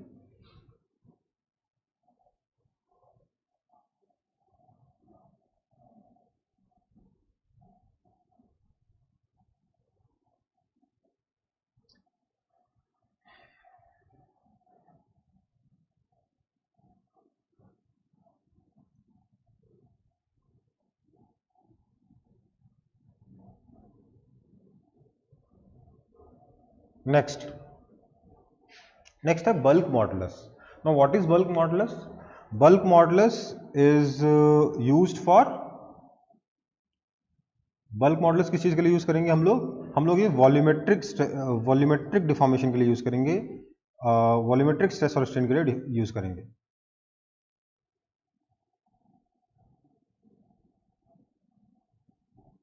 इसको किससे रिप्रेजेंट करते हैं? सिंपली बी से। क्या है? हमें पता है जो आपका वॉल्यूमेट्रिक स्ट्रेस है, that is nothing but pressure P, या डेल्टा P भी कह सकते हैं, क्योंकि वॉल्यूम में चेंज कब आएगा? प्रेशर को चेंज करने से। और प्रेशर में चेंज को जब आप इंक्रीज करोगे, अगर डेल्टा P पॉजिटिव हुआ तो वॉल्यूम डिक्रीज हो जाएगा, इसलिए आपका जो डिफॉर्मेशन है ये आपका स्ट्रेस है। स्ट्रेस को P भी बोलते हैं, डेल्टा P बोलते हैं, डेल्टा P ज़्यादा सही है। ठीक है, स्ट्रेन जो आया वो कितना आया? That is equal to minus delta V by V। Minus क्यों? क्योंकि प्रेशर को इंक्रीज करने पे वॉल्यूम हमेशा डिक्रीज ही करेगा। तो इन दोनों के बीच में जो प्रोपोर्शनैलिटी कांस्टेंट आएगा, delta P is equal to, delta P is proportional to minus delta V by V तक तो ठीक था। This implies delta P is equal to some proportionality constant, उसी प्रोपोर्शनैलिटी कांस्टेंट को हम बोल रहे हैं B है, into minus delta V by V। Now this B is called bulk modulus. This B is equal to क्या लिखा जा सकता है? Minus V delta P upon delta V, या फिर अगर छोटे चेंजेस के बारे में बात करें तो minus V dP by dV। तो बल्क मॉडुलस को आप ऐसे डिफाइन याद रख लोगे, ज्यादा काम आएगा आपके, minus V dP by dV। ये ध्यान रखना है, याद रखना। ठीक है, माइनस साइन ध्यान रखने वाली बात है। क्यों? क्योंकि जब भी प्रेशर इंक्रीज करोगे वॉल्यूम अपने आप डिक्रीज ही होगा। कोई डाउट हो तो बोल दीजिए। अभी तक सिर्फ डेफिनेशन ही चल रही है और कुछ हुआ नहीं अभी तक इस चैप्टर में।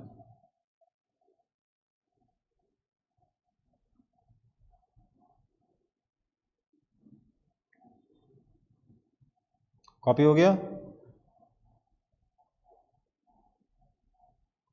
Yes, that's why bulk modulus को पॉजिटिव रखना है ना, क्योंकि आपका dV नेगेटिव है, माइनस माइनस प्लस हो जाएगा तो बल्क मॉडुलस पॉजिटिव हो जाएगा।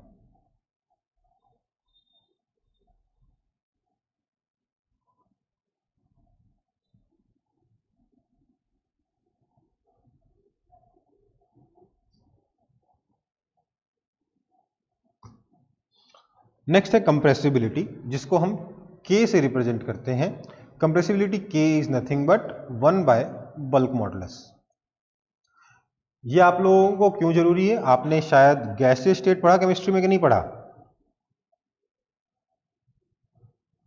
पढ़ा? उसमें रियल गैसेस में आपने कंप्रेसिबिलिटी पढ़ा था, शायद वहां पे आप कंप्रेसिबिलिटी को Z से रिप्रेजेंट कर रहे थे, है ना?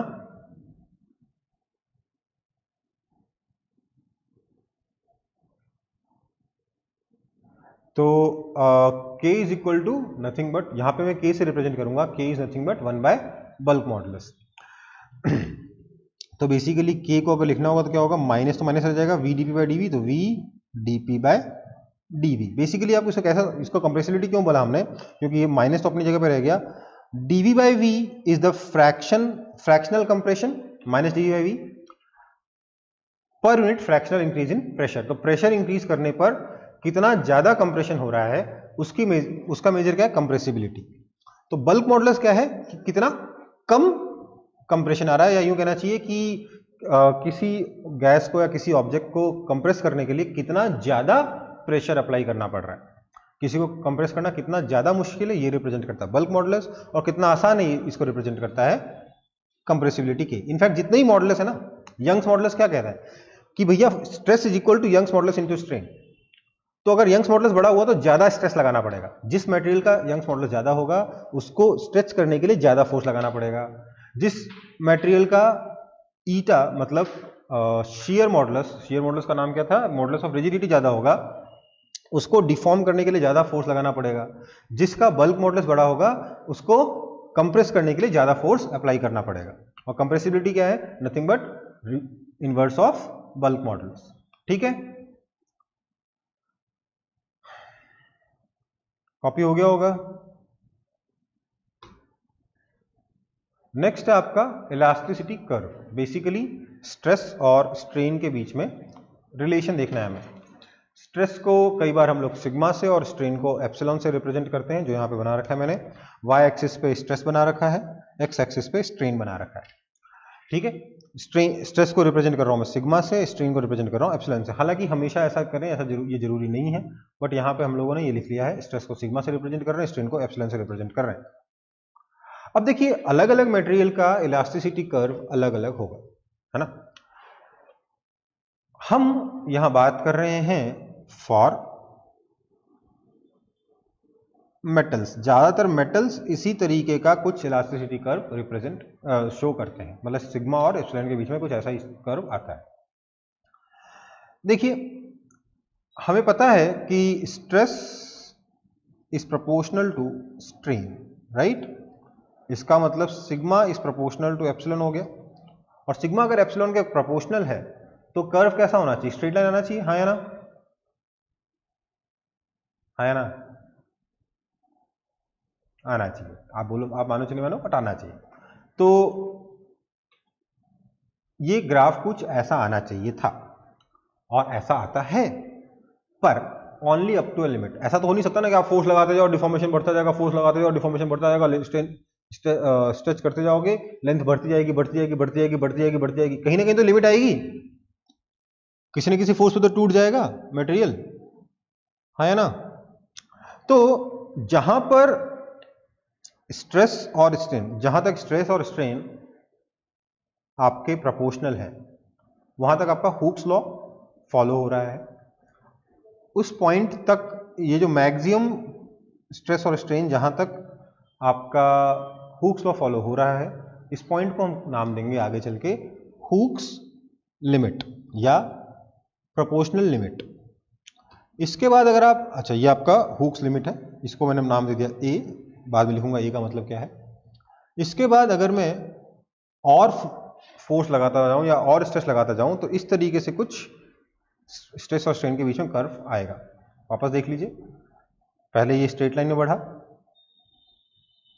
उसके बाद स्ट्रेट लाइन फॉलो होना बंद हो गया और कुछ ऐसा अजीब सा कर्व आया। ठीक है, इसमें कुछ और पॉइंट्स काम के हैं, मैं उनको लिख दे रहा हूं, मेंशन कर दे रहा हूं। ये पॉइंट का नाम दे दिया मैंने बी, इस पॉइंट का नाम दे दिया सी, इस पॉइंट का नाम दे दिया डी। ठीक है, अब ए क्या है? ए है आपका हुक्स लिमिट, जहां तक हुक्स लॉ फॉलो हो रहा है, और प्रोपोर्शनैलिटी लिमिट भी कहा जाता है इसको।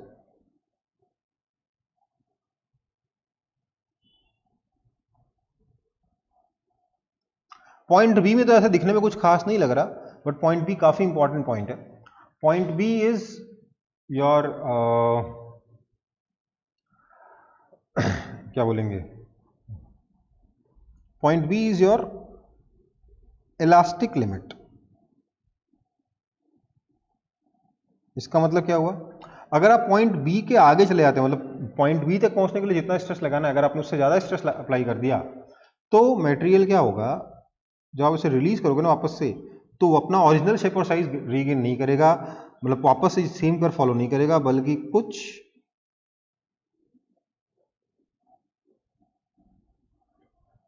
परमानेंट डिफॉर्मेशन रह जाएगा। This is your permanent deformation, जो even after removing the stress completely it will be there in the material always.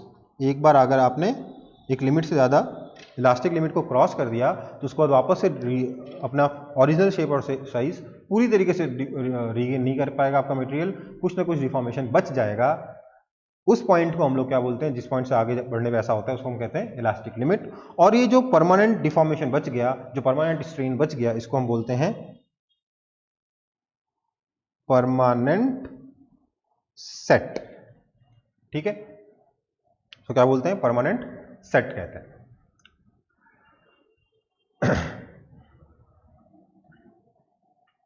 सी को हम लोग कहते हैं, ये सी जो है ये आपका अल्टीमेट पॉइंट है, इससे ज्यादा स्ट्रेस मटेरियल में आ ही नहीं सकता, अल्टीमेट पॉइंट। और डी पे रप्चर हो गया है, मतलब दो हिस्सों में टूट चुका है। टूटने से पहले थोड़ा सा स्ट्रेस कम हो जाएगा, मतलब कोई भी मटेरियल टूटने से पहले ना एकदम वीक पड़ जाता है कि ठीक है अब तोड़ लो यार, अब कुछ नहीं हो सकता। ठीक है, तो डी पे क्या होता है, रप्चर हो जाता है। समझ में आई बात? इसको कॉपी कर लेंगे सब लोग एक बार के लिए, अच्छे से डायग्राम बनाएंगे, काफी काम का डायग्राम है।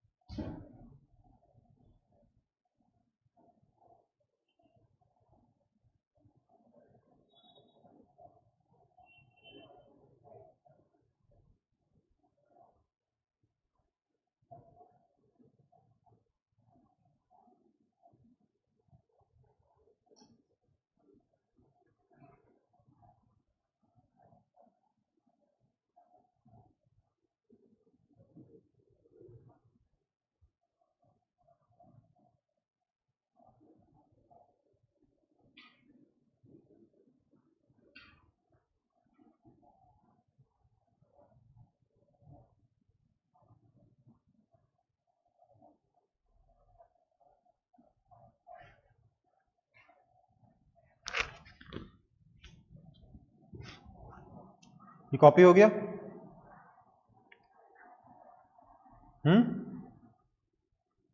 इसका मैंने नाम दे दिया लेट से पॉइंट ई। पॉइंट ई क्या, बी और सी के बीच में कोई भी पॉइंट हो सकता है। बी का नाम हमने इलास्टिक लिमिट दिया था, इसका एक और नाम है यील्ड पॉइंट, क्योंकि यहां पर इलास्टिसिटी यील्ड कर चुकी है। यील्ड करने का मतलब हार मान चुकी है कि हाँ भैया अब तो मैं पूरी तरीके से वापस अपनी शेप और साइज पे नहीं आ सकता, इसलिए कुछ ना कुछ डिफॉर्मेशन बच जाएगा। इसी पॉइंट बी को हम लोग यील्ड पॉइंट भी कहते हैं। अब देखिए बी तक आपका, बी से तक आपका क्या है,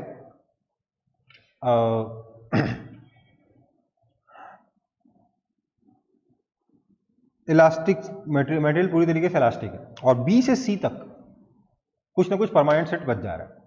तो ये बी से सी कितना लंबा है इसके ऊपर डिपेंड करता है कि मटेरियल कैसा है, क्या ये ब्रिटल है या डक्टाइल है। तो BC जो है यही आपको रिप्रेजेंट करता है डक्टिलिटी, मतलब कितना डिफॉर्मेशन ये परमानेंट सह सकता है बिना टूटे। BC जो लेंथ है यही आपकी डक्टिलिटी एक तरीके से रिप्रेजेंट करेगी। अगर ये BC छोटा है तो ब्रिटल मटेरियल है, जल्दी मतलब एक लिमिट का डिफॉर्मेशन झेल ही नहीं सकता, वहीं का वहीं खत्म हो जाएगा। और अगर ये डक्टिलिटी ज़्यादा है तो मटेरियल काफ़ी सारा डिफॉर्मेशन झेल सकता है। आपके जो मेटल्स हैं वो ज़्यादा डक्टाइल होते हैं, इसलिए इतना बड़ा B से C के बीच में डिस्टेंस है।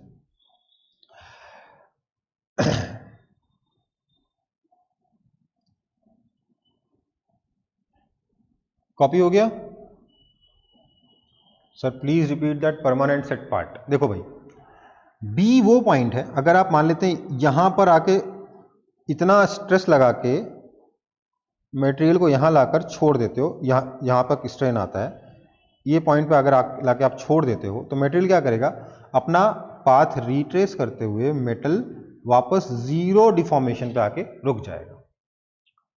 बट अगर आप ए और बी के बीच में छोड़ोगे तब भी सेम काम करेगा, फिर से वापस से जीरो डिफॉर्मेशन पे आके रुक जाएगा। बट अगर आप यील्ड पॉइंट को क्रॉस कर जाओ, अगर आप इलास्टिक लिमिट को क्रॉस कर जाओ, तो उसके बाद से अगर आप मटेरियल को रिलीज करते हो, मान लेते हैं आपने इलास्टिक लिमिट के लिए आपको ज़्यादा से ज़्यादा 500 न्यूटन का फोर्स लगा सकते हो, आप 600 न्यूटन का फोर्स लगा दिए, उसका अगर रिलीज करोगे तो रिलीज करने के बाद जब छोड़ोगे तो कुछ डिफॉर्मेशन परमानेंट रह जाएगा मटेरियल में, वो 100% अपना ओरिजिनल शेप और साइज रीगेन नहीं करेगा। उस लिमिट को क्या कहते हैं, उस लिमिट को कहते हैं हम लोग, सॉरी हाँ, जिस लिमिट को क्रॉस करने वाला ऐसा होता है उसको क्या कहते हैं, इलास्टिक लिमिट या फिर यील्ड पॉइंट। ठीक है,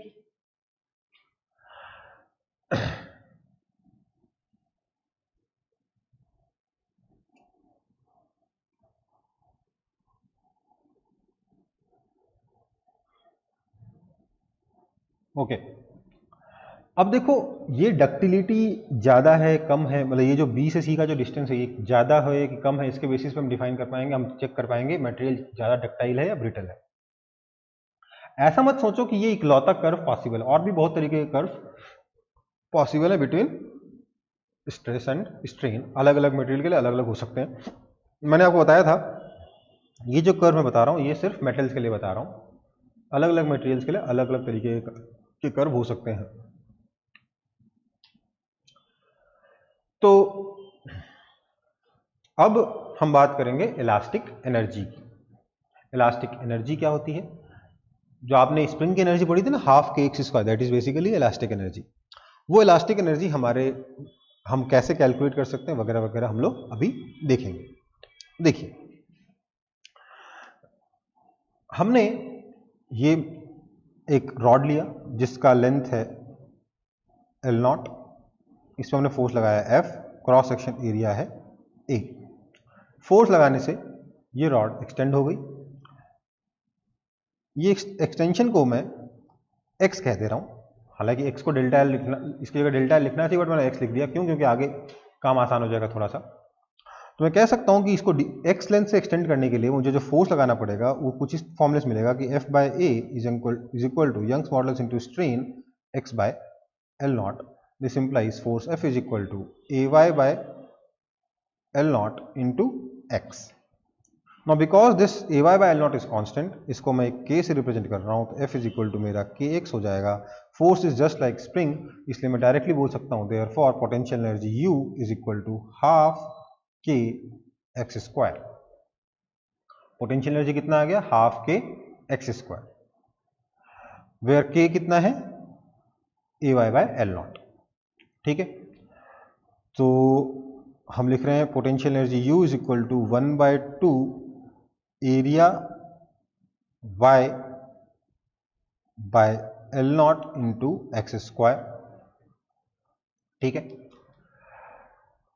अब मैंने यहां पर सोचा यार ये x तो मेरे स्ट्रेस और स्ट्रेन के टर्म्स में नहीं आ रहा, x बाय L0 स्ट्रेस है, स्ट्रेन है, तो क्यों ना मैं इसको ऊपर नीचे L0 से मल्टीप्लाई कर दूं।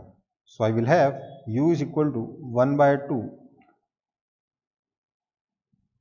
ए by L naught into x by L naught का होल स्क्वायर। कोई दिक्कत? So I have this implies u upon ये वाला एरिया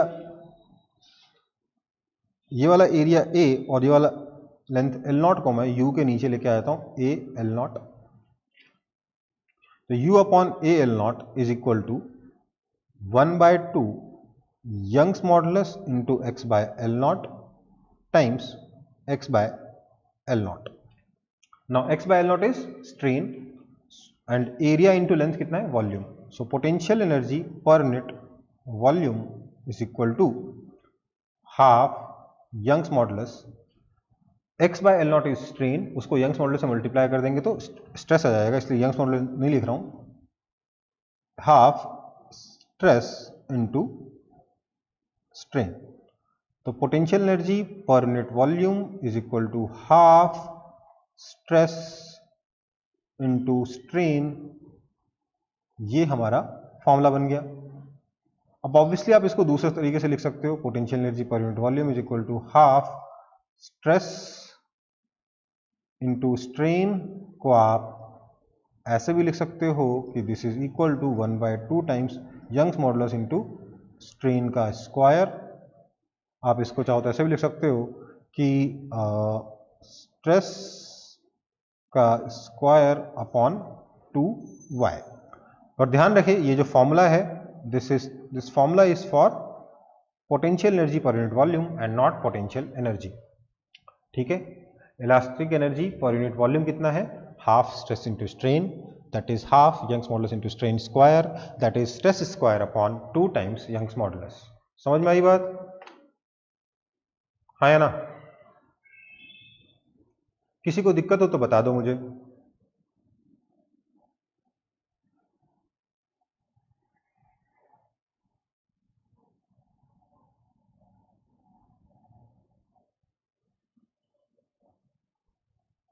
इजी है ये?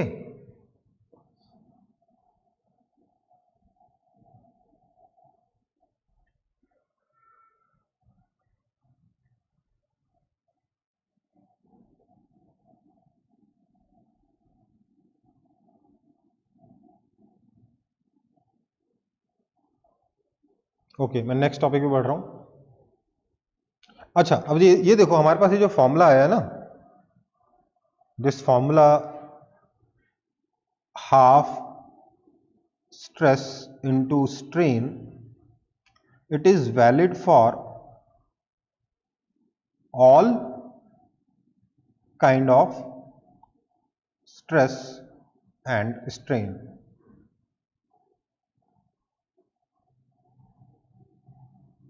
समझ में आई बात? मतलब ये शियर स्ट्रेस और स्ट्रेन के लिए वैलिड है, ये आपका वॉल्यूमेट्रिक स्ट्रेस और स्ट्रेन के लिए भी वैलिड है। सो इसमें ज़्यादा दिमाग लगाने वाली बात नहीं है।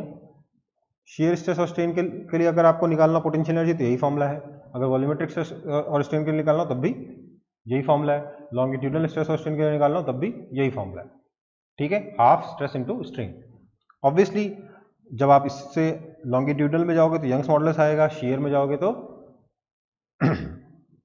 शेयर मॉडुलस या फिर मॉडुलस ऑफ रिजिडिटी आएगा, और वॉल्यूमेट्रिक में जाओगे तो बल्क मॉडुलस आएगा।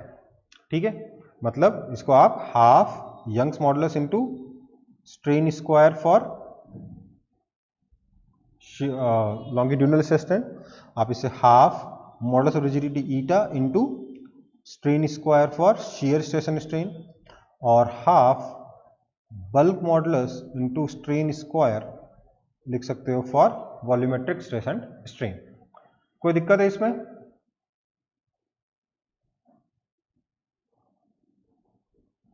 कोई दिक्कत नहीं है? Okay, next part.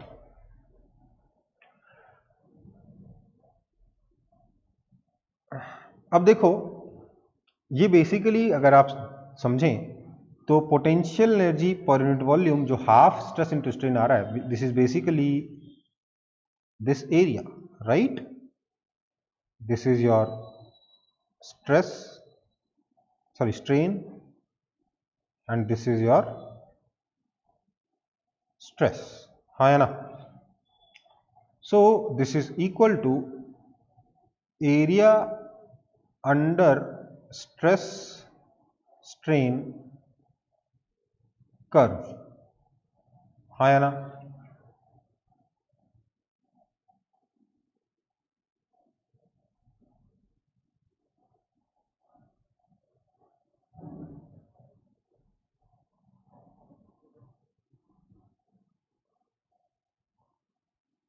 Potential energy per unit volume क्या है?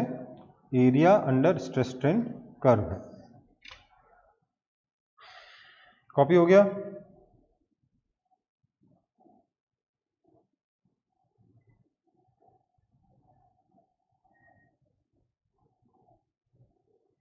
ओके, कॉपी हो गया होगा आई गेस। मैं आगे बढ़ रहा हूं फिर। नेक्स्ट है हमारा इलास्टिक हिस्टेरेसिस। अब देखो हिस्टेरेसिस क्या होता है?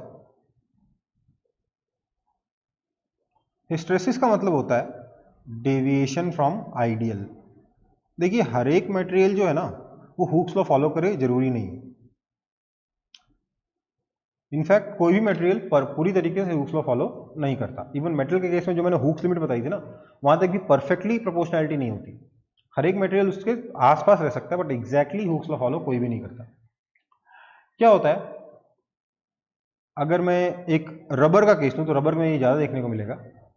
अगर आप स्ट्रेस और स्ट्रेन का कर्व बनाओगे तो ग्राफ स्ट्रेट लाइन आए ऐसा जरूरी नहीं है। मैंने यहाँ पे काम किया रबर का नहीं, मैंने आपके अरोटा जो होता है आपका जो ब्लड वेसल जो होता है, जो लार्ज ट्यूब होता है जिससे आपका हार्ट से ब्लड निकलता है, दैट उस टिश्यू का अगर मैं स्ट्रेस स्ट्रेन कर्व बनाऊं तो that curve will look something like this. मतलब समझिए स्लोप डिक्रीज नहीं हो रहा है, इंक्रीज हो रहा है यहां पे। ठीक है, समझ में आई बात? काफी डिफरेंट है ये बाकी मटेरियल से।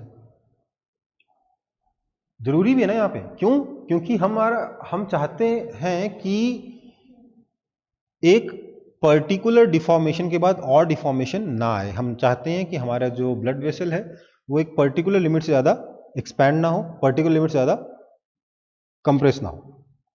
इसलिए थोड़ा सा स्ट्रेस में वो मटेरियल है, इसके बाद आप को अगर उसको एक्सपैंड कराना है तो स्लोप इतना ज्यादा हो चुका कि स्ट्रेस को बहुत ज्यादा बढ़ाना पड़ेगा। ठीक है, एक मान लीजिए यहां कहीं पे अगर रहता है तो यहां से ऊपर जाने के लिए बहुत ज्यादा स्ट्रेस बढ़ाना पड़ेगा, नीचे आने के लिए बहुत ज्यादा स्ट्रेस घटाना पड़ेगा। इसलिए एक पर्टिकुलर स्ट्रेस के बाद आप स्ट्रेस एक्स्ट्रा लगाते हो या थोड़ा सा डिक्रीज करते हो तो उससे स्ट्रेन में कोई खास फर्क नहीं पड़ता। आपका जो टिश्यू एक लिमिट से ज्यादा ना तो बड़ा होता है ना छोटा होता है। आपके जो वेसल का साइज है, जो वेसल की जो विड्थ है, जो डायमीटर है, वो एक लिमिट से ज्यादा ना तो इंक्रीज होती है ना ही डिक्रीज होती है। समझ में आई बात? तो ये हमारे लिए बहुत अच्छा है हमारे हार्ट में कि जो टिश्यू है उसका स्ट्रेस स्ट्रेन कर्व कुछ इस तरीके का है। वहीं अगर मैं एक टिपिकल रबर का स्ट्रेस स्ट्रेन कर्व लूं तो ये देखिए कैसा होता है, ये कुछ उल्टा है। ठीक है, तो मैंने क्या किया, रबर को खींचा और उसको धीरे धीरे उसे रिलीज किया। मतलब खींचते हुए धीरे धीरे खींचा, धीरे धीरे फोर्स लगा के, और रिलीज करते हुए धीरे धीरे वही फोर्स डिक्रीज करते हुए रिलीज किया। तो हमने देखा कि स्ट्रेच करते वक्त तो ये आया कर्व, या डिफॉर्म करते वक्त तो कर्व ऐसा आया, और वापस से अपना शेप रीगेन करते वक्त कर्व कुछ ऐसा आया। समझ में आई बात? इससे क्या दिक्कत हो गई कि देखो भैया रबर ने अपना शेप रीगेन तो कर लिया, पर एक बहुत बड़ा कांड हो गया। क्या कांड हो गया? कांड ये हुआ कि भैया जाते वक्त तो हमारा एरिया बड़ा है, जब हम डिफॉर्म कर रहे हैं उस वक्त एरिया बड़ा है, और जब डिफॉर्मेशन हटा रहे हैं उस वक्त एरिया कम है। क्या होता है यूं समझ लीजिए, डिफॉर्म करते वक्त हम फोर्स लगा रहे हैं, हम उसको पोटेंशियल एनर्जी दे रहे हैं, हम वर्क कर रहे हैं, हम पोटेंशियल एनर्जी दे रहे हैं। वापस अपना शेप रीगेन करते वक्त आपका मटेरियल वर्क करेगा, वो अपनी एनर्जी जो उसके अंदर जो पोटेंशियल एनर्जी है उसको खर्च करेगा। ठीक है, पर यहां क्या हुआ, जाते वक्त एरिया बड़ा है, मतलब स्ट्रेस अप्लाई करते वक्त एरिया बड़ा है, मतलब ये वाला एरिया ज्यादा बड़ा है देखिए,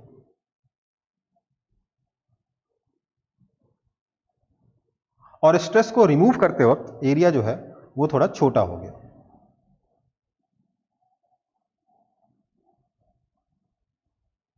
है ना? तो आपका ये वाला जो एरिया है ना, ये वाला एरिया, ये एरिया, यहां पर जो potential energy per unit volume है वो कहां गया? मतलब हमने वर्क किया 100 जूल, हमें वर्क वापस मिला 70 जूल, तो बचा हुआ 30 जूल कहां बच गया? तो वो 30 जूल कन्वर्ट हो गया हीट में, जिसकी वजह से रबर का टेम्परेचर थोड़ा इंक्रीज हो जाएगा। अगर आप खुद ही सोचिए, अगर आप किसी मटेरियल को लगातार खींचते और छोड़ते रहोगे, खींचते छोड़ते रहोगे, तो धीरे धीरे धीरे धीरे धीरे धीरे वी विल सी कि उसका टेम्परेचर राइज करेगा। ठीक है, ये आपका हिस्टेरेसिस का ट्रू एग्जांपल हुआ कि भैया वापस अपना पाथ रिट्रेस किया ही नहीं, इवन दो फाइनली वापस से जीरो स्ट्रेन बचा, पूरा डिफॉर्मेशन खत्म हो गया, पर फिर भी कुछ एनर्जी का लॉस हो गया, आइडियल सिनेरियो नहीं बचा। इसको हम कहते हैं हिस्टेरेसिस। ठीक है, अब इसके ऊपर बेस्ड भी हम डिसाइड कर सकते हैं कि हम अपने मटेरियल कौन से काम के लिए कौन सा मटेरियल यूज करेंगे। तो ये एग्जांपल है आपके पास, ये डायग्राम बन गया होगा पिछले वाला दोनों।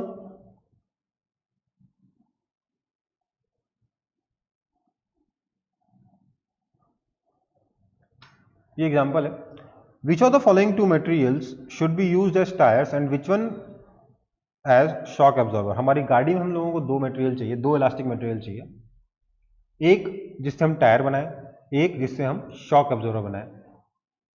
तो दो मटेरियल है, दोनों का स्ट्रेस स्ट्रेन कर्व आपको दे रखा है। आप बताइए, आपको बताना है कि कौन से मटेरियल को हमें टायर के लिए यूज करना चाहिए, कौन से मटेरियल को हमें शॉक एब्जॉर्बर्स के लिए यूज करना चाहिए, शॉकर्स के लिए यूज करना चाहिए।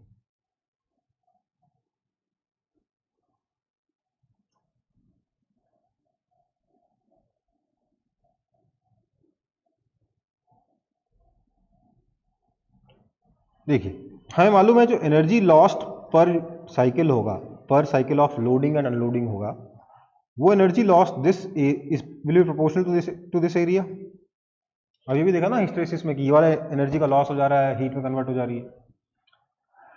इस केस में ये वाला एरिया बड़ा है फर्स्ट केस में, सेकंड केस में ये वाला एरिया छोटा है। दिख रहा है सबको? फर्स्ट केस में एरिया बड़ा है, सेकंड केस में एरिया छोटा है। इससे क्या फर्क पड़ा? सोचिए, अगर आपने टायर में ये वाला मटेरियल यूज कर लिया, टायर में फर्स्ट मटेरियल यूज कर लिया, ये वाला जो मटेरियल है, फर्स्ट मटेरियल आपने अगर टायर के लिए यूज कर लिया, तो पर cycle of stress and strain बहुत सारी हीट एनर्जी रिलीज होगी और आपका टायर गर्म होके मेल्ट हो जाएगा। इसलिए second one should be used for tyres, जिसका ये वाला एरिया छोटा है, इसलिए हीट रिलीज पर साइकिल विल बी लेस, इसलिए हम इसको टायर्स में यूज करेंगे। हम नहीं चाहते कि गाड़ी चलते चलते हमारा टायर मेल्ट हो जाए। इस केस में अच्छा, दूसरा हमें यूज करना है शॉक एब्जॉर्बर के लिए। दूसरा हमें सिलेक्ट करना है मटेरियल शॉक एब्जॉर्बर के लिए। शॉक एब्जॉर्बर सोचिए क्या होना चाहिए।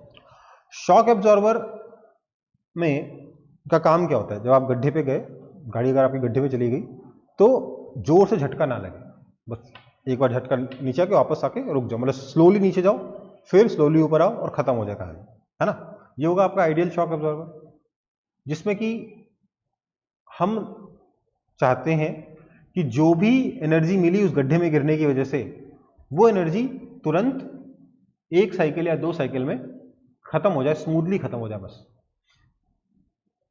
तो इसलिए हम ऐसा मटेरियल लेंगे जो हर एक साइकिल में ज्यादा एनर्जी का लॉस कराता हो, जिसमें ये एरिया बड़ा है, ये एरिया बड़ा है, इसलिए पर साइकिल जो एनर्जी का लॉस होगा वो ज्यादा होगा, इसलिए आपका ये बेटर शॉक एब्जॉर्बर की तरह यूज होगा। अब आप बोलोगे सर शॉक एब्जॉर्बर में हम क्यों चाहते हैं कि एनर्जी का लॉस हो?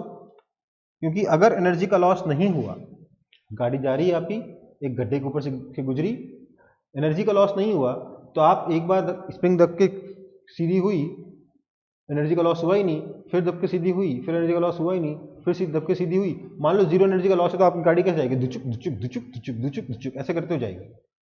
तो ये जो प्रॉब्लम है ये आएगी कब? अगर शॉक एब्जॉर्बर में एनर्जी का लॉस ना हो। तो इसलिए हम शॉक एब्जॉर्बर के लिए चाहते हैं कि झटके पूरा हम चाहते हैं कि एक बार में एक बहुत जोर का झटका ना लगे, स्लो झटका लगे, लेकिन एक बार लगे, ज़्यादा से ज़्यादा 2 बार लगे। हम नहीं चाहते कि वो झटका लगातार स्लो ही लगे, लेकिन लगता ही रहे, लगता ही रहे, लगता ही रहे। इसलिए हम चाहते हैं एनर्जी का लॉस हो। उसके लिए हम चाहेंगे कि स्ट्रेस और स्ट्रेन का ये जो कर्व है, जो हिस्टैरिसीस कर्व है, इसमें ये एरिया थोड़ा बड़ा हो, जिससे कुछ एनर्जी का लॉस हो, और थोड़ी देर में शॉक ऑब्जर्वर वाइब्रेट करना बंद कर दे, गाड़ी वाइब्रेट करना बंद कर दे। रबर के केस में क्या होगा, हम चाहते हैं एनर्जी का लॉस कम से कम हो। एनर्जी का लॉस कम होगा तो हीट कम प्रोड्यूस होगी, पेट्रोल कम खर्च होगा, और टायर भी आपका मेल्ट नहीं करेगा। ठीक है, ये जो एरिया में जो शेडेड एरिया बना रहा हूं, that shaded area is basically energy lost per cycle of loading and unloading. I hope सबको क्लियर है ये, हाँ या ना? इसके आगे का नेक्स्ट क्लास में पढ़ेंगे। ये चैप्टर ऑलमोस्ट मतलब 50% से ऊपर हो गया है आज ही। ठीक है, मोस्टली थ्योरी था, थ्योरी पार्ट इसका मोस्टली खत्म हो गया, जो न्यूमेरिकल पार्ट है वो बचा हुआ है, तो वो हम नेक्स्ट क्लास में देख लेंगे। ठीक है, अभी के लिए टाटा बाय बाय, कल मिलेंगे, नेक्स्ट क्लास में मिलेंगे।